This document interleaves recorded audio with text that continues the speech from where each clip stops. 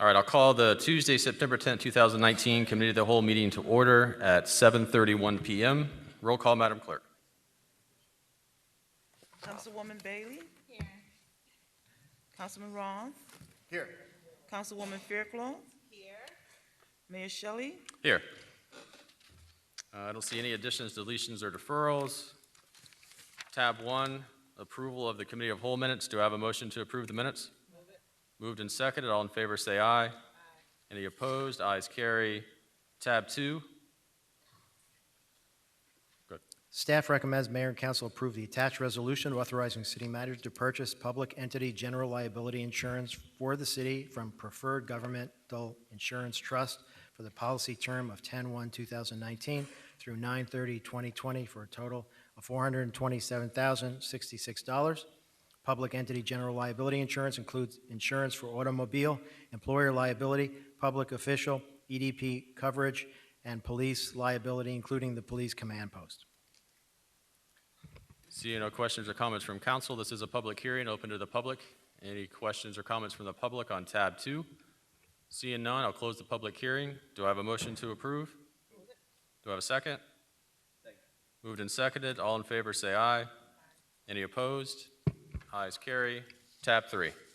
Staff recommends Mayor and Council approve the attached resolution authorizing city manager to purchase excess workers' compensation insurance for the city from Preferred Governmental Insurance Trust for the policy term of 10/1/2019 through 9/30/2020 for a total of $198,286. This quote represents no increase over the expiring policy and locks in the policy rates for 2 years from 10/1/19 through 9/30/2021. Seeing no questions or comments from council, this is a public hearing open to the public. Any questions or comments on tab 3? Seeing none, I'll close the public hearing. Do I have a motion to approve? Moved and seconded. All in favor say aye. Aye. Any opposed? Ayes carry. Tab 4. Staff recommends Mayor and Council approve the attached resolution authorizing the city manager to renew the cyber liability insurance for the city with Lloyd's of London for a policy term 10/1/2019 through 9/30/2020 for a total of $31,792.75. The increase for the insurance renewal was based upon the higher limit for coverage being requested. We obviously did this. Vice Mayor, thank you for, I guess you were probably the first one to flag this going on all over the state and country, and so we wanted to make sure we increased our coverage in the event of this happening. It's happened to a limited amount of cities, but it has happened, so we felt just in case. See no questions or comments from council. This is a public hearing open to the public. Any questions or comments from the public? Seeing none, I'll close the public hearing. Do I have a motion to approve? Moved and seconded. All in favor say aye. Aye. Any opposed? Ayes carry. Tab 5 was removed from the agenda. I guess that was part of the additions and deletions. All right, so tab 5 is removed. Tab 6. Staff recommends Mayor and Council approve the attached resolution authorizing city manager to accept a grant in the amount of $30,000 from the National Recreation and Park Association for the Losner Park project and to execute the attached memorandum of understanding. City has been awarded a $30,000 grant for the Losner Park project. It does not require any matching funds. Seeing no questions or comments from council, this is a public hearing open to the public. Any questions or comments on the public on tab 6? Seeing none, I'll close the public hearing. Do I have a motion to approve? Do I have a second? Second. Moved and seconded. All in favor say aye. Aye. Any opposed? Ayes carry. Tab 7. Staff recommends Mayor and Council approve the attached resolution authorizing city manager to enter into an agreement and establish a budget for a grant award of $156,945 from the State of Florida Office of Attorney General for victim advocacy services to crime victims. Seeing no questions or comments from council, this is a public hearing. Any questions or comments from the public? Seeing none, I'll close the public hearing. Do I have a motion to approve on tab 7? Second. Moved and seconded. All in favor say aye. Aye. Any opposed? Ayes carry. Tab 8. Staff recommends Mayor and Council authorize the city manager to award bid number 201907, School Crossing Guard Services to Waterfield, Florida Staffing, LLC, DBA, Action, Labor, Staffing, Connection in an amount not to exceed $105,000. Homestead Police Department is required to provide a total of 10 part-time crossing guards and 1 crossing guard supervisor for the 4 local elementary schools as listed below. Seeing no questions or comments from council, this is a public hearing. Any questions or comments from the public on tab 7 or tab 8? Seeing none, I'll close the public hearing. Do I have a motion to approve? Do I have a second? Moved and seconded. All in favor, say aye. Any opposed? Ayes carry. Tab 9. Staff recommends Mayor and Council authorize the city manager to increase purchase order number 182634 issued to Parks Incorporation from $349,936 to $399,596 for the extension of the mechanical bar screens for Pump Station 1.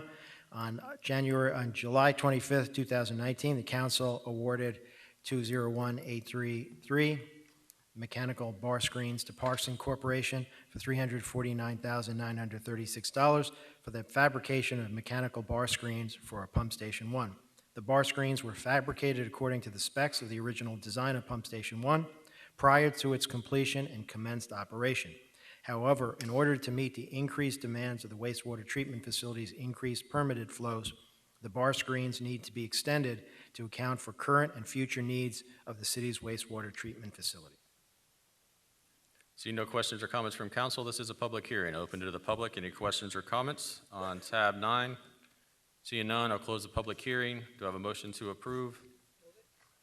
Moved and seconded. All in favor, say aye. Any opposed? Ayes carry. Tab 10. Staff recommends Mayor and Council approve the attached resolution for the contingent fee retainer agreement with Romano Law Group, Shock Shore, Frederico, and Staten, Coffee, Burlington, Law Offices, Darrell Jones, PA, Spangberger, Shibley, and Leiber, LLP, excuse me, to all those names, and I know I killed every last one of them, to represent the city. You talk for an hour and a half and then go ahead and pronounce those names. For represent the city in connection with claims for damages arising out of the manufacture, distribution, and sale of opioid drugs against Purdue Pharma LP and other defendants.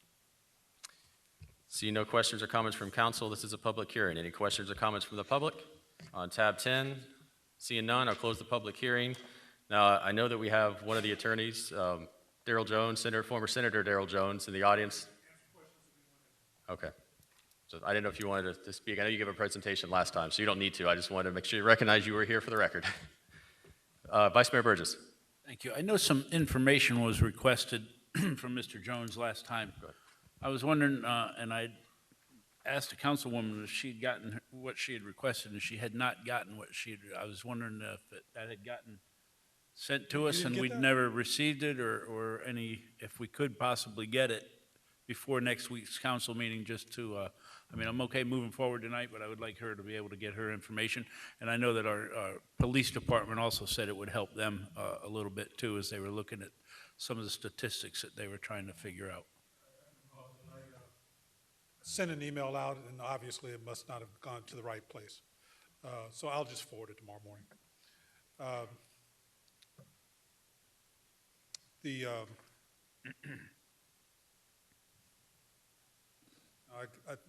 I'm just trying to recall. It's been a while. I remember the email going out. It had to do with the List of municipalities. oh, that list of have signed municipalities. Yeah, there's over 2,000. Right. I sent that list out. I'm absolutely Yeah, positive. just I did. forward it.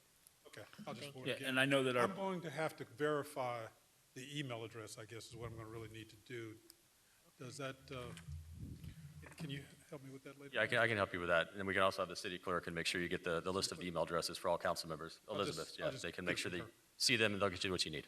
And if the clerk could also include the chief and the colonel in that, because I know that they were interested in that too, because I know that they're going to be responsible for pulling some data, I believe, per our last discussion. And they were just wondering what they, what they would need to do, and if they could look at other communities that had done it and possibly reach out to them on the phone to see how they, had worked their way through the process already. Okay. There's something called a plaintiff's fact sheet that Judge Polster, the district court judge for the Northern District of Ohio, which is where the multi-district litigation is located, he didn't want the municipalities going into a lot of research and responding to it. Yeah. The biggest single issue that the city's going to have to think about, and we've gone through this with multiple municipalities, the biggest single issue that the city's going to have to think about is the number of drug-related, not opioid-related, drug-related deaths since 2008. So that's the 2008? Since 2008. I was trying to mention that to you right before, a moment ago, to the chief. But that's the single biggest number that we're going to have to figure out as a city. And everything else is fairly self-explanatory. I'm going to forward to the city attorney a red-lined copy of the plaintiff fact sheet, which are the questions that the judge wants answered within 90 days of the complaint being filed, and we'll send that complaint to you within a week or so of getting the signed retainer agreement. And then within 90 days after that, after we file it, we have to submit the plaintiff fact sheet. So that fact sheet that I'm going to send you will have a red-lined copy of everything that the judge is asking for, the questions, and then how to best answer those questions in red. So they really want to make it as simple as possible for the municipalities and the counties that are participating. Answer your question? Yes. Perfect. Thank you. Thank you very much. All right, thank you. Do I have a motion to approve? Moved and seconded. All in favor say aye. Aye. Any opposed? Ayes carry. Tab 11. Staff recommends Mayor and Council approve the attached resolution authorizing the city manager to surplus the attached list of vehicles and donate them to the city of El Portal as per Code Section 2-440 surplus property. At the August 21st, 2019 council meeting, Vice Mayor Burgess requested the staff put together a list of police vehicles that are scheduled to be surplused, and they can be donated to the city of El Portal, which is in dire need. Staff estimates the value of each surplus cruiser vehicle, a police cruiser, is approximately $1,000. Vice Mayor Burgess. I just want to say that this request came from their mayor, Claudia Cabillos, down to us, and I know she reached out to some other municipalities, as they are one of the smallest municipalities we have here in the county, and they're struggling with their budgets up there too, and some debt that they incurred from the hurricane that they're struggling through, and they rely on their police auxiliary officers to help them a lot, and they just went to take-home vehicles like we have, so now the vehicles aren't there at the station for their auxiliary guys, so they're just looking for a little bit of help. And it'll be like we said, the cars are much older, as y'all see, high mileage and all that, so any consideration would be appreciated. Thank you. And I do have a question. So I noticed because the age of the vehicles, the mileage of the vehicles, and the approximate surplus value, what's the process, or have we reached out to the city? Do they know what's potentially being offered to them? Are they comfortable or happy with the proposal or what the vehicles we're going to provide? And if for some reason they're not, or it doesn't fit their needs, what is the fallback plan? Does it go back before us or goes through the normal surplus process, or is it theirs now and it's up to them? That's the only question I have. Vice Mayor Burgess, if you have an answer. Thank you. I'm not sure about the fallback process. That would have to come out of the, I guess, the procurement department or whomever handles when we do these auctions.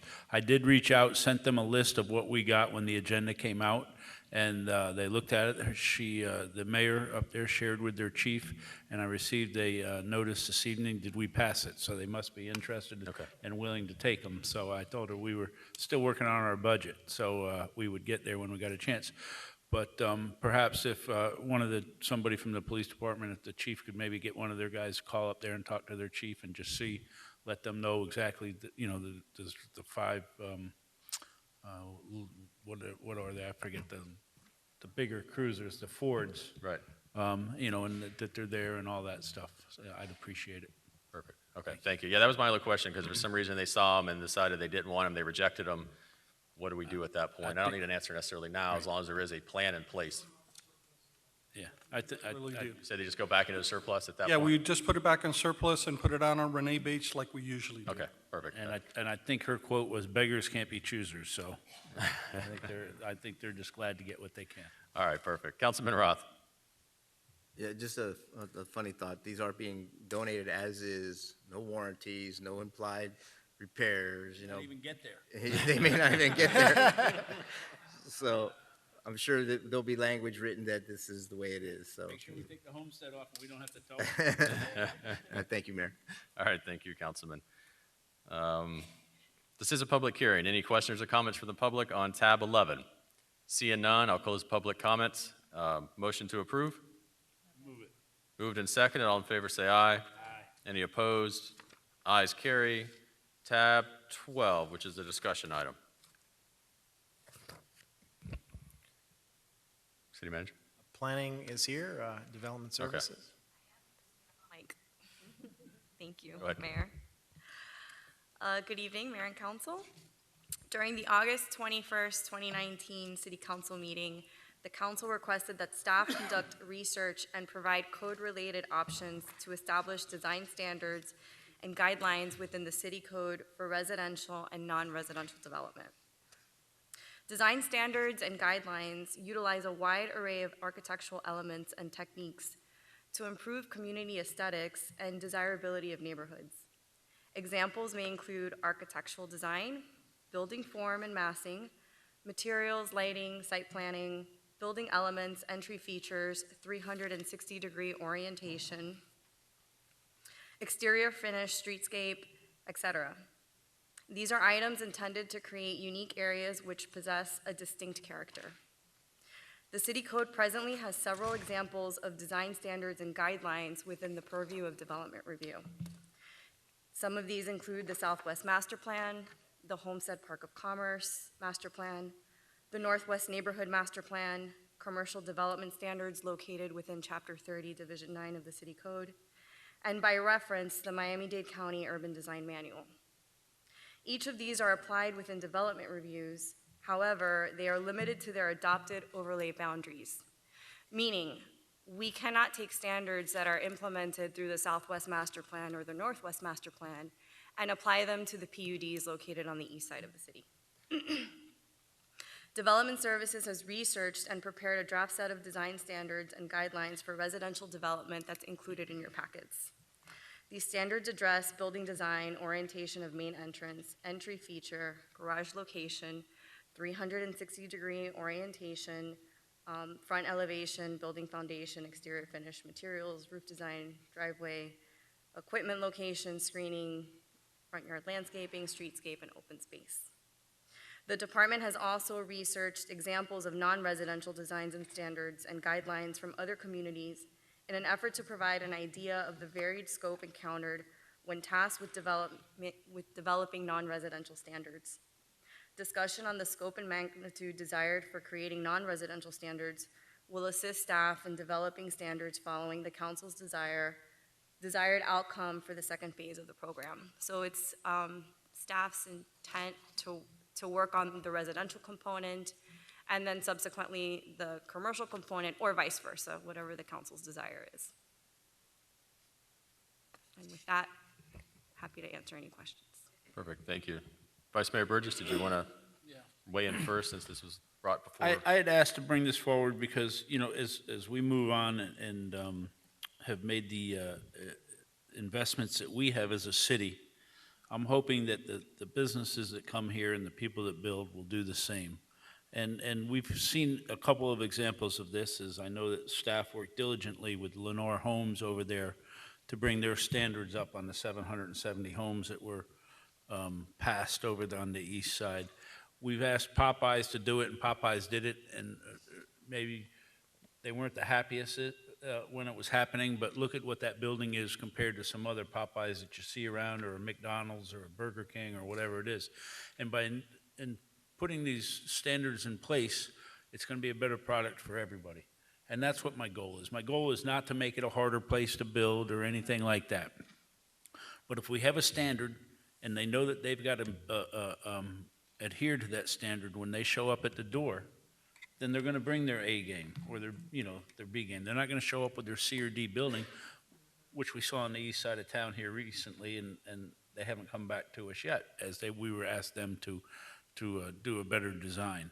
You know, Racetrack, for instance, over there, you look at the one that we asked them to do a good job on, and it's got the rock face and the rock columns and all that, versus the older one that was just allowed to go in over here on Campbell Drive. That's all I'm looking for, is for them to give us their best game and for us to have a standard that holds them to that and make sure that that's what we get. Whether it's houses, a housing development, or whatever it is, I want to make sure that we're getting the A product for the city of Homestead, not the C or D product. And that's what my goal is. It's not to to inhibit anybody's ability to come down here and do business. So, thank you. Perfect. Thank you, Vice Mayor. And I concur with the sentiment as far as the reasoning and the motivation behind it, because I do think that one of the things I've noticed is, over time from being here in the city and seeing some of the developments that were developed early on, I think this city at one point was desperate to get anything and everything they could. And so as a result, they kind of put down all their standards and said, we just need a movie theater, we just need a gas station. And so it was whoever was willing to build and whatever they were willing to propose, we were just happy enough that they were here. And I think that, maybe that was okay back then. I still think we probably should have had higher standards at that point and controlled how the city looked and how it was built. But at this point now, we're in a stage and a position where we are the final frontier. We kind of have the last amount of land to build on. I think that we've elevated our stature as a city overall. And so I do agree with the Vice Mayor's sentiments, which is now we should be a little bit more picky on the type of products and the way it looks when it gets built in our city, because we all know that, those are 30, 50, 100-year buildings potentially. And so whatever you're allowing to fill in that vacancy in that space now is what the city is going to look like for the next 30 years. You can't just have them demolish it, 15 years later and say, we want a different look. And so I do agree that now is the time to kind of put those standards in place and set the bar, and what do we want to look like as a city? What is going to be the facade of these buildings in this commercial? We're a little late, because a lot of it's already happened now. But I agree with the sentiment. I also know that as we do this, it may slow some of the investment because it may cost more to invest in our city. We see this day in and day out with the Southwest Master Plan. Over time, I think just about every time a developer has come in to develop in the Southwest and has been subject to the Southwest Master Plan, we have, granted an exemption from the Southwest Master Plan because I think that they had some very lofty design criteria that ultimately made it too expensive for some of these developers to come in and invest in the area. So there's a balance there of what we want to do, or acknowledging the fact that if we do some of these design standards, ultimately we may slow some of the growth. And I think that's a policy decision that we need to understand, is that are we willing to know that we're going to get maybe less investors or less businesses or houses, but as a result, what we do get is going to be higher and is going to last the test of time and is ultimately going to position us to be the city we want to be in the future. So with that being said, I guess my next question is, so you're looking for some direction tonight as far as where to start. That's one of your first questions is, do we want you to look at commercial design standards first or residential design standards first? Is that one of the big decision points? And what are the other decision points you need us to kind of weigh in on? Oh, sorry, go ahead. Yes, sir. If the council can direct staff to focus on residential first or commercial first, we would like that direction. And then also as a board to give staff direction as far as, what are some of these characteristics or aesthetics that you want to see in your communities?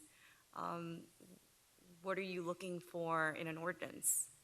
Just a little guidance so that we know how detailed to be, or if we should be a little bit more vague. Okay. As we start speaking up here, I just want to make sure my council colleagues knew what to think about. I mean, I think tonight, at least from my end, I don't know where the rest of them are. I mean, to get too specific on design criteria is way outside of any frame of reference that I have. But as you start presenting things to us, I think you'll get some of that feedback. And one last question. These apply to what? Can they apply to those that are already in the pipeline? So, we know we have potentially an application for thousands of townhomes coming down the pipeline, but I think they may or may not have already filed an application. Would these new design standards apply to those people, assuming we get it through the process fast enough, or is it only going to apply to those? Because that ultimately gets me because there's only so many houses left to build. So part of my decision process is if the majority of the houses left to be built are already applied for and this wouldn't apply to them, then that gives me some direction to you guys on where I would be leaning towards. So I don't know if you have an answer on would these apply to already existing applications? I think that applicants that are already in the system design their developments with the legislation that's currently on the books. Okay. Mr. Attorney, I don't know if... Okay, that's what I thought. I just was asking the question. Councilman Roth, I'll yield to you. Go ahead. Thank you, Mayor. Yeah, someone mentioned something earlier today that, sometimes we can raise the standard of quality when the quality is getting raised in its own. So, not to complicate this whole thing, but, as Vice Mayor said, when Racetrack came to us and Patricia said, hey, hold on just a minute, we got the same business much better looking quality, construction and aesthetic. So I think this is more of the focus that I think we're all looking for, is the aesthetics of the exterior appearance of these buildings. Just don't put a box on a corner and call it a retail store, because it's really not. So it's the aesthetics. I'll be curious to see what the 7-Eleven people come back with eventually with their design and landscaping as well. So I remember back when the building boom happened back in 2004, 5, and 6, they said, we want Key West style homes out in Oasis. And I don't know that we got Key West style homes. We got Key West color homes, but the style wasn't Key West. So, and I think that's I think that's the emphasis, is the aesthetic appearance of the new products. And whether, maybe we don't focus on residential right now because the 770 has already been site planned and approved for the way they are. But the commercial development that's going to come our way over the next couple of years, as more and more people are attracted to what the city's already done, to improve the downtown area, we need to really look at how we want that downtown district to look as well, because you can take these old buildings and make them look beautiful by keeping their natural, luster that they had, the characteristics and the character and the charm that they have.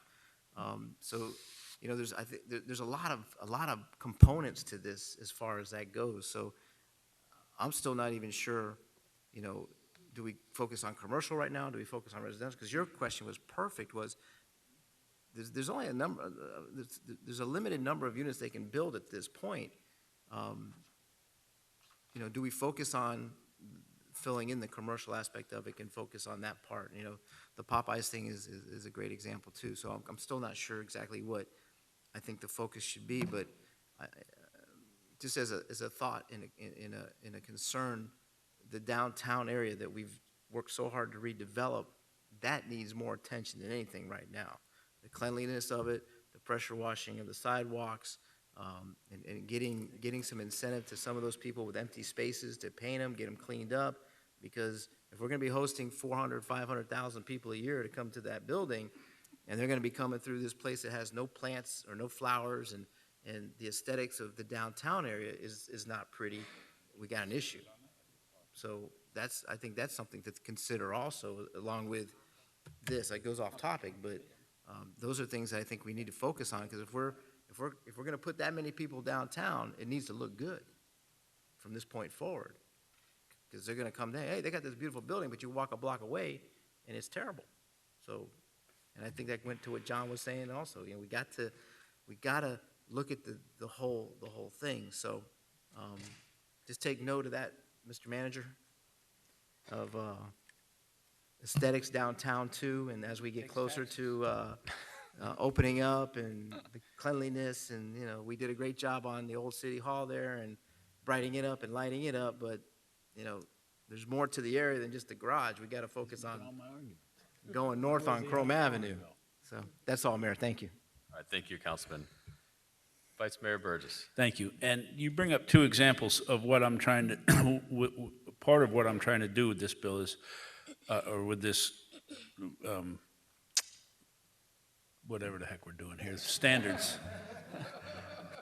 I'm tongue-tied on that, because I know your whole 5 minutes of your last speech was all about you need more tax money, and we don't have it to clean downtown.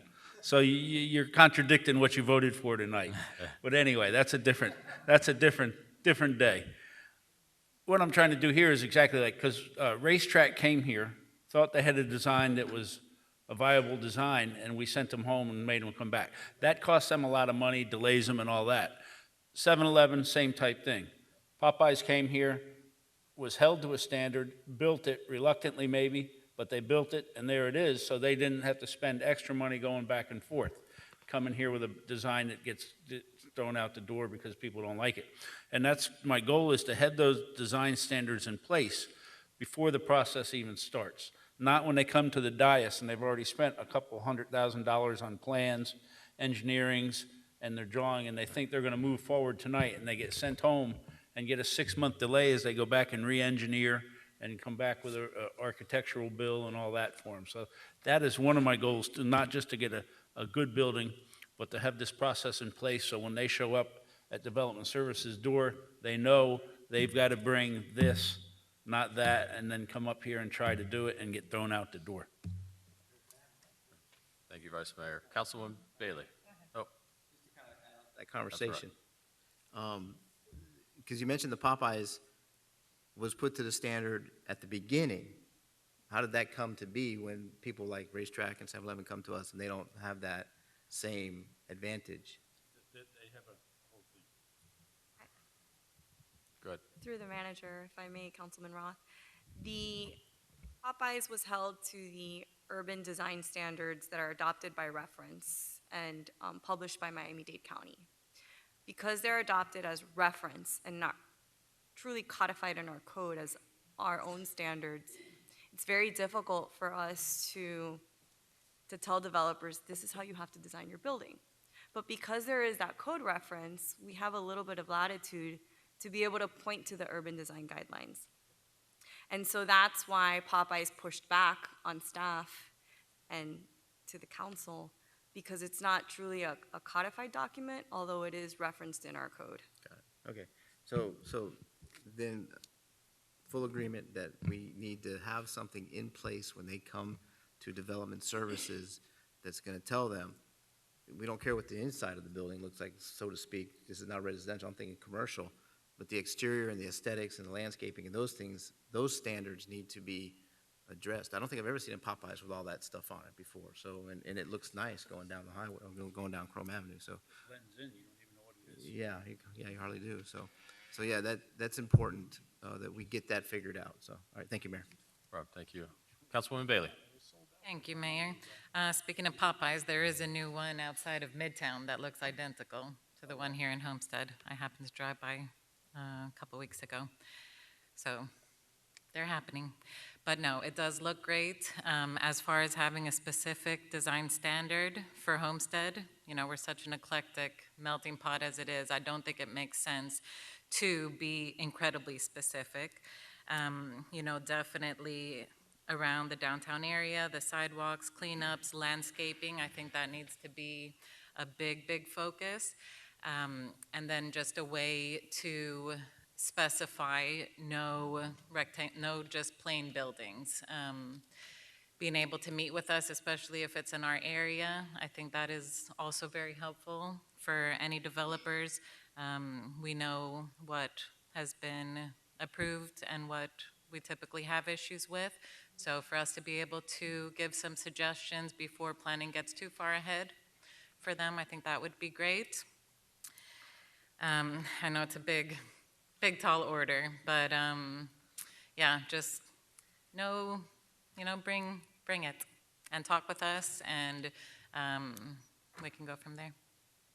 As staff, we do recommend to each of the applicants to meet with all of the council members, not just the district representative. Right. Okay, thank you. James, you have something? So, just to comment, piggyback on what Michelle said and some of the comments that you all have. The urban design manual, that deals with a lot of form and placement of the building and scale and massing. But what you all are talking about is way more specific, right? You're looking for a facade, some sort of treatment on the outside, the way that it's designed, or some architectural treatment. And I think that you are going to have to be very specific and have objective design guidelines or architectural guidelines that can be applied uniformly moving forward.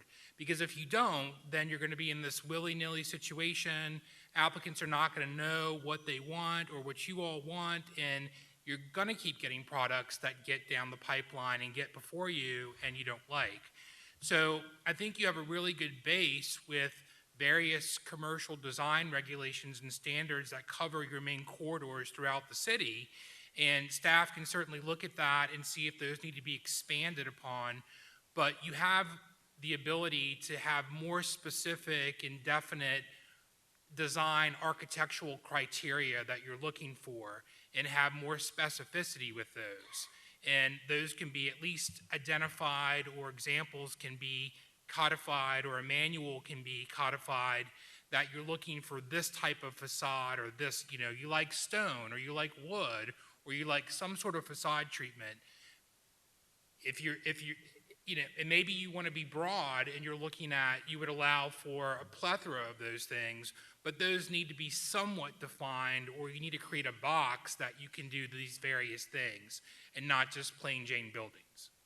So I think maybe that's what I'm hearing from you all is the most critical aspect, not so much the design and the massing, because I think a lot of that's done at the site plan level, and you have the ability to modify that if you'd like, but I think maybe focusing on the commercial architectural design standards or guidelines, and maybe have staff come up with something to present to you all that you all could say yay or nay to, and get those codified and get those on the books so that moving forward, as your commercial projects come through, they'll be held to that standard as a starting point. Sure.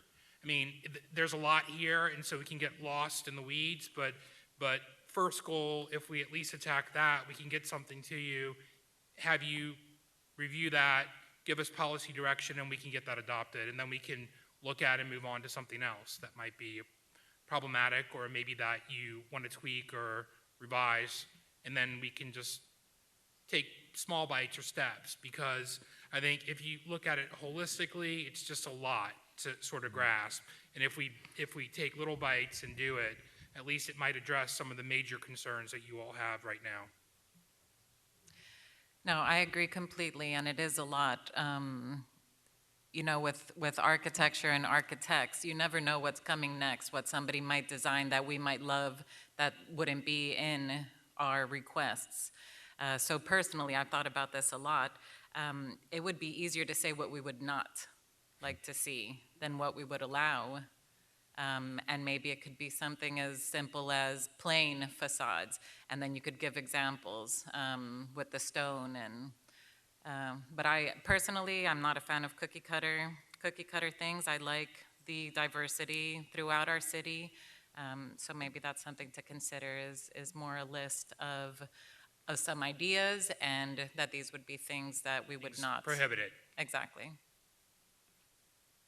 Thank you, Mayor. Thank you.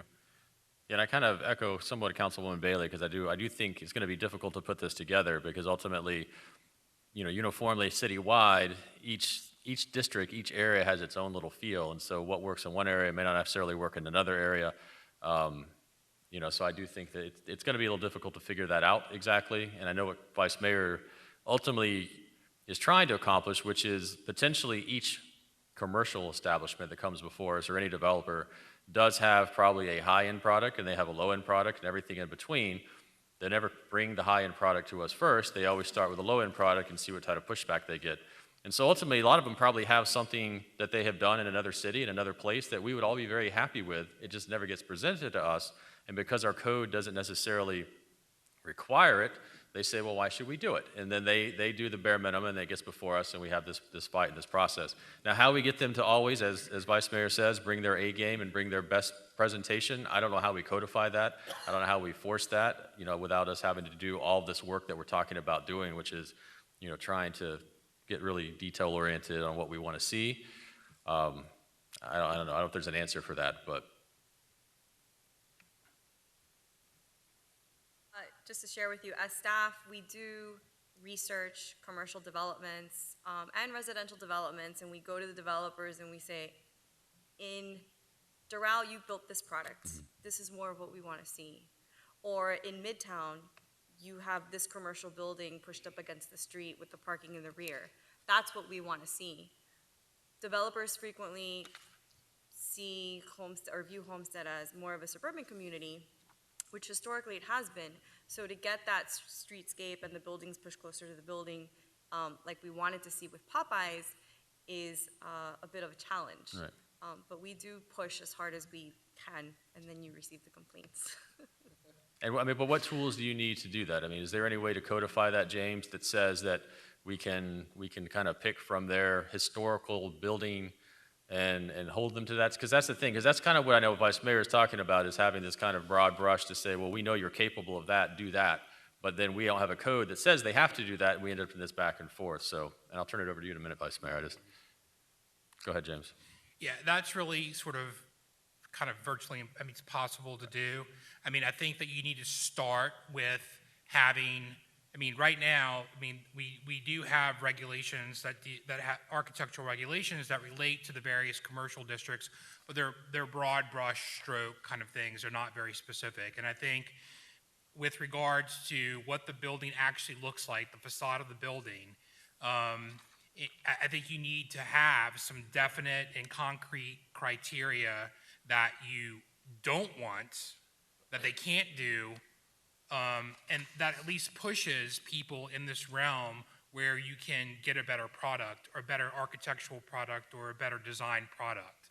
But having some specificity in the code that you can point to, and then you can, you can get that higher level design or product that other cities are getting.